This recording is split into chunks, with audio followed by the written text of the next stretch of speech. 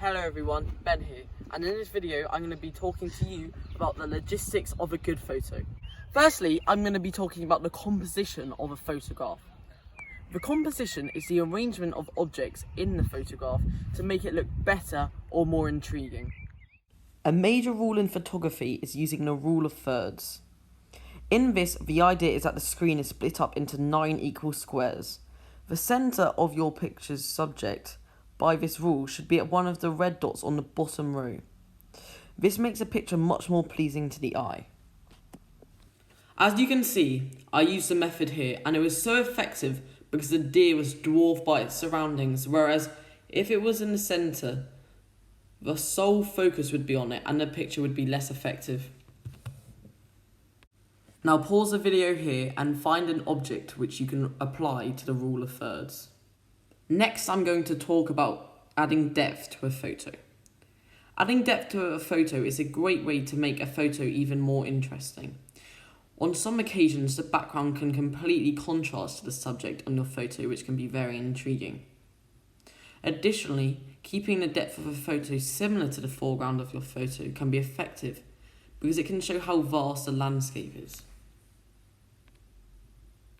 Another compositional technique which can be really effective is filling the frame. This means that the only thing in your photo is the subject. You don't want any background. This is really effective as it draws attention to every single detail of the image. Pause the video here and try it out for yourself. It is good to photograph something like a pet or flower, where you only include their head. Next, I'm going to be talking about lighting. The lighting is the difference in the position of the light source, for example the sun, in accordance with the camera. A dull picture can be made great with really good use of lighting. Likewise, a really good action picture can be made very bad with bad use of lighting. In this video, I want to talk about how your positioning affects the lighting in a photo. Firstly, frontal lighting. This is when the light shines directly in front of the person or object. This brings out the detail in photos because there is no shadow evident. Next is side lighting. Side lighting is when the light source is on either side of the image. It is effective because it creates shadows and depth. Pause the video here and try out both of these lighting techniques.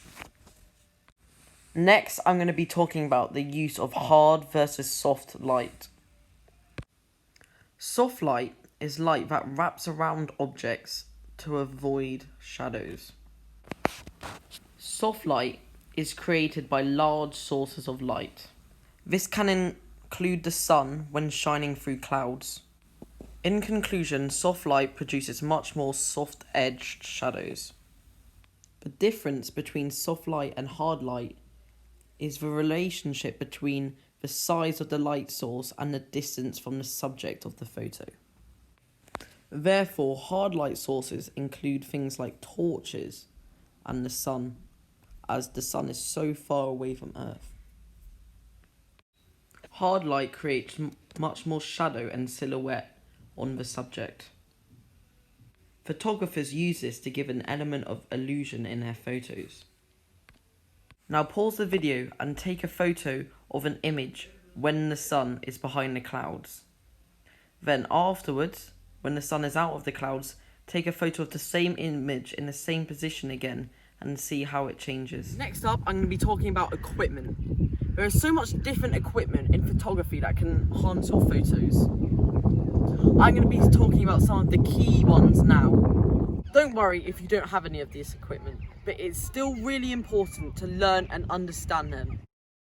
The first of these is using different detachable lenses.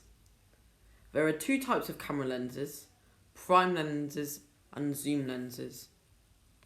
A prime lens gives a more clear-cut photo, but it has no zoom, so it is not great for a variety of ranges, while a zoom lens has the ability to change its zoom by adjusting its lens size but has a slower aperture. A really important piece of equipment is the tripod. The tripod allows you to keep your camera stable while taking pictures. This is very key when using the lenses of extreme focal length, because it can be very sensitive to any movement. The tripod avoids any movement, meaning you can take photos without jogging the camera. Finally, you need to have access to some editing software, which brings me on to my final point. When editing a photo, there are several things to think about.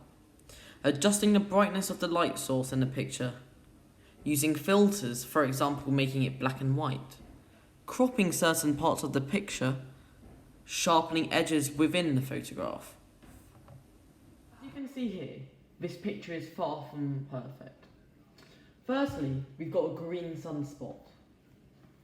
I can remove this by adjusting the retouch and simply blurring it out. Another thing which I thought was wrong with this photo was the fact that it was quite fuzzy.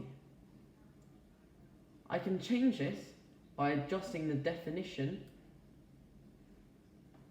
and as you can see, the tree has become way more clean cut. Thank you all for watching, and I hope you learned something from this video. I would be very grateful if you could leave some feedback in the feedback form attached below.